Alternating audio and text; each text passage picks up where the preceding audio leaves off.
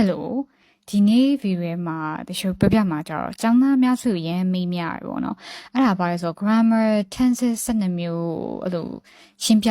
လို့ရမလားဆိုတာပေါ့နော်တကယ်ကြတော့သူကဟိုအလွယ်တာတချို့ tense 12မျိုးရှိလို့ပြောတာပေါ့နော်တကယ်ဆိုအင်္ဂလိပ်စာမှာက aspect နဲ့မှတ်လေးရှိတယ်ဟို present past future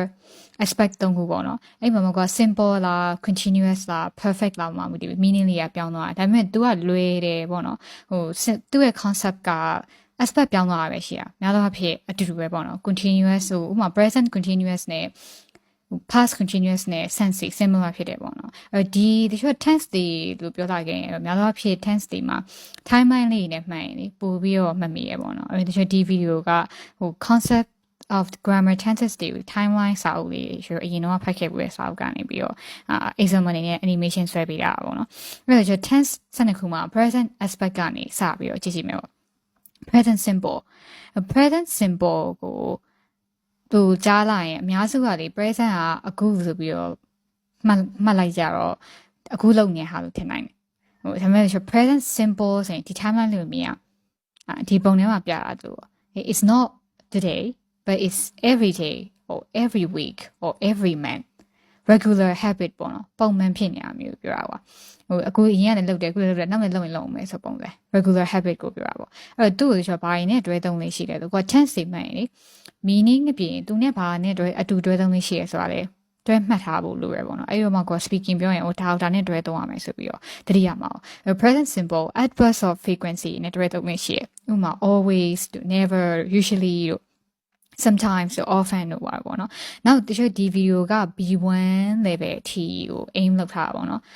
အဲ့ဒီထဲမှာကျ B1 level အထိပဲ cover လုပ်ထားတယ် B2 တို့ B2 plus C1 တို့မှာသင်ရတဲ့ grammar တွေမထည့်တာပေါ့နော်အဲ့တော့ကိုက B2 ဆိုတော့ဒါဒီ video ကနည်းနည်းလွယ်နေလိမ့်မယ်ပေါ့တကယ်တော့ tense 12ခုကအများကြီး complex ဖြစ်တယ်ဒီမှာကျ basic ဖြစ်တဲ့အချက်လေးပဲ timeline နဲ့ပြောပြပေးရပါပေါ့နော်နောက် present B ကတော့တချို့ present continuous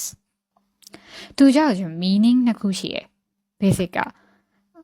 ပထမတစ်ခုကကျွန်တော်များရေးနေရဥပမာ I am studying right now ဆိုရင် is temporary action ကိုနေ့တိုင်းလုပ်မှာမဟုတ်ဘူးကွာအခုပဲလောလောလတ်ပဲလုပ်နေရစကားပြောနေချိန်မှာမလုပ်နေရမျိုးဥပမာ I am attending a university ဆိုရင်ဟိုတက်တလုံးတက်မှာမဟုတ်တာ3နှစ်အော်2နှစ်အဲ့လောက်ပဲတက်မှာမျိုးအဲ့လိုမျိုးပေါ့ temporary action ကိုပြောရင် we use ဘာသုံးလဲဆိုရင် present continuous tense သုံးတယ်ပေါ့သူကြောင့် right now တို့ currently တို့ at the moment တို့ပါအဲ့လိုမျိုးစလုံးလေးနဲ့တွဲသုံးလေးရှိရပေါ့နော်အဲ့မှာအဲ့ present continuous ကိုတခါတလေကြာရင်တော့ near future အတွက်လည်းသုံးတယ်ဘယ်လို near future လဲဆိုတော့ဟိုကျ I am having a haircut tomorrow အဲ့ဆိုတော့ကိုကမနေ့ကစပင်းတွားညှပ်ဖို့လုံးဝ booking နေပါလေလုပ်ပြီးွားရောဆိုင်မှာကိုကစာတင်ချင်နေပါလေဖြတ်ပြီးွားသွားမှာတေးကြရပေါ့အဲ့လိုမျိုးကိုက decide လည်းလုပ်ပြီးသား plan လဲချပြီးသား future plan စီကိုပြောရင်လည်း present continuous tense ကိုသုံးလို့ရတယ်ဒါပေမဲ့ तू က near future မှသိအောင်လို့လေကို tomorrow တို့ next week တို့ I'm coming to the party tonight တို့ပါအဲ့လို tonight တို့အဲ့လိုစလုံးလေးနဲ့တွဲသုံးလေးရှိရပေါ့နော်ပြီးတော့နောက်တစ်ခု present perfect မှာလေကျွန်တော်3ပိုင်းခွဲလိုက်မယ်သူ့ရဲ့ meaning တွေအများကြီးရှယ်ပေါ့နော်ပထမတစ်ခုကကျတော့ experience ကဘယ်လိုမျိုးလဲဆိုတော့ since you were born မွေးရကနေအခုထိကြုံလာဘူးတဲ့ကိုယ့်ရဲ့ experience ကိုပြောတာဒါပေမဲ့ဒီမှာကျတော့ဟို time expression မပါဘူးကွာtime expression မပါရတဲ့ကြောင့်မို့လို့ past simple မသုံးဘဲနဲ့ present perfect လာသုံးလိုက်တာပါဥပမာငါဂျပန်ရောက်ဖူးရဲ့ဆိုရင် I've been to Japan ဆိုရင်ဘယ်နှစ်တောင်ရောက်ဖူးရလဲဆိုတော့မမှတ်မိရအောင်မပါဘူးကွာအဲ့ဒါမျိုးဆိုရင်ကွာ present perfect နဲ့သုံးလို့ရတယ်ပေါ့နော်သူကျတော့ experience ဆိုရင်ဘာစလုံးဘယ်လိုစလုံးနဲ့တွဲသုံးလို့ရှိလဲဆိုရင် never တို့ ever တို့ always တို့အဲ့ဒါမျိုးတွေနဲ့တွဲသုံးလို့ရှိရပေါ့နော်နောက်တစ်ခုကကျတော့ဟို past result ပေါ့အချို့ကအဲ့ဒါကို recently finished action လို့လည်းယူဆလို့ရတယ်ဥပမာကိုက action ကတော့အရင်တော့လုပ်ရတာကွာဒါပေမဲ့ result ကြီးကအခုထိရှိနေမျိုးဥပမာတခြား I've eaten a burger အဲ့ဒါ burger စားလိုက်တယ်အခုချိန်လေးချက် bite ပြနေတယ် affect ရှိနေတယ် burger စားတာ maybe လွန်ခဲ့တဲ့တနားရီကလွန်ခဲ့တဲ့နားရီဝက်ကပေါ့နော်အဲ့လိုမျိုး affect ရှိနေ past simple သုံးမဲ့နေရာမှာလေ present perfect သုံးလို့ရတယ်ဥပမာက I've just had my dinner အဲ့ဆိုအခုဘိုက်ပြင်းနေရလို့ပြောတာကွာဒီနေ့စားပြတိတ်မကြသေးဘူးပေါ့နော်အဲ့တော့ past simple နဲ့ပါကွာလဲဆိုရင် past simple ကြောင့်ဖြစ်တာကြားတာပဲ effect မရှိတော့ဘူးဒါကြောင့်ဖြစ်တာတိတ်မကြသေးဘူးပေါ့နော်အဲ့လိုမျိုး recently ပြီးသွားတိတ်မကြသေးရဲ့ recently finished action တွေဆိုလဲ present perfect တုံးတယ်သူကြောင့်ဘယ်လိုစလုံးလေးနဲ့တွဲတုံးလဲဆိုရင် just to recently ကို already လို့ပါအဲ့လိုမျိုးနဲ့တွဲတုံးလေးရှိရပေါ့နော်ဟို recently ကလေသူကနောက် tense နှစ်ခုနဲ့လည်းရတယ် present perfect continuous tense နဲ့လည်းရတယ်အဲ့ဒါဆိုတော့အနောက်မှာတွေ့လိမ့်မယ်ပေါ့နော်သူက present perfect နဲ့သုံးရင်တော့သူ့ကိုလေအလယ်မှာထားပြီးသုံးတာမရဘူး I've recently watched a famous TV program ပါညာအဲ့လိုမျိုးအလယ်မှာထားပြီးသုံးတာမရဒီ adverb တွေဒီ expression တွေလေအလယ်မှာထားပြီးသုံးလို့ရှိရပေါ့ဘာကိုပြလဲဆိုရင် recently finished action ကိုပြရပေါ့နော်ဒါပေမဲ့ဒီမှာသတိထားမှာ yes ဆိုရင်တော့သူ negative နဲ့ပဲတွေ့ဟို I haven't done my homework yetအဲ့လို negative sentence နဲ့ပဲတွဲရပေါ့နော်နောက် sentence ရဲ့အနောက်ဆုံးမှာပဲလာတယ်အဲ့ဒါလေးသတိထားမယ်ပေါ့ and နောက်တစ်ခုကြည့်မယ်နော် is unfinished actions ဟိုတချို့ပုံမှာကြည့်ကြည့်တချို့ I've worked as a teacher for 3 years အဲ့ဆိုလွန်ခဲ့တဲ့3နှစ်ကနေစလုပ်တာပါအခုထိ teacher လုပ်နေအောင်ပဲaction က past ရနေစ present ဖြစ်နေရမယ်အဲ့ဒါမျိုး unfinished action ဆိုရင်လည်းဒီ past present perfect တုံးတယ်ပေါ့ဘာရင်နဲ့တွဲတုံးလေးရှိတဲ့သူ duration ဆို for နဲ့တွဲတုံးတယ် for 3 years ဆို for 6 years ဆိုပါတော့အဲ့လိုမျိုးပဲနဲ့ starting time ကိုပြောရင်ကြာ since 2020 since 2021ဘာညာအဲ့လိုမျိုး starting specific time ဆိုရင်ကြာ since နဲ့တွဲတုံးတယ်ပေါ့နော်အဲ့တော့ကိုက present perfect ကိုတွေ့ရင်လေသူကဘာနဲ့တွဲတုံးသားလဲပုံမှာမူတည်ပြီးတော့သူ့ရဲ့ meaning နေရလေဒီသုံးမျိုးတွေကတစ်ခုဖြစ်နိုင်တယ်ဆိုတာသိကြရမယ်ပေါ့နော်နောက်တချို့အဲ့ဒီ present perfect ကိုမှ continuous ထည့်လိုက်မယ်အဲ့တော့ continuous ရဲ့သဘောတရားကွာ तू က action ကိုပြတာပေါ့နော်အဲ့တော့ state verb နေနဲ့တွဲမသုံးဘူး action verb နေနဲ့ပဲတွဲသုံးတယ် present simple မှာဆိုလည်းအဲ့လိုပဲတချို့ action ဟို present simple ဆို state ကို action ကိုရပြီမယ် present continuous က action verb only ပဲရတယ်ပေါ့ဒီမှာလည်းအဲ့လိုမျိုးပဲ action verb only ပဲတွဲသုံးတယ်ပေါ့အဲ့တော့ထားပါကိုက unfinished action ကိုပြောချင်တယ်ဟိုဒါပေမဲ့ကိုရဲ့ verb ကြီးကaction verb ဖြစ်နေအဲ့မှာကို duration ပေါ့နော်ဟို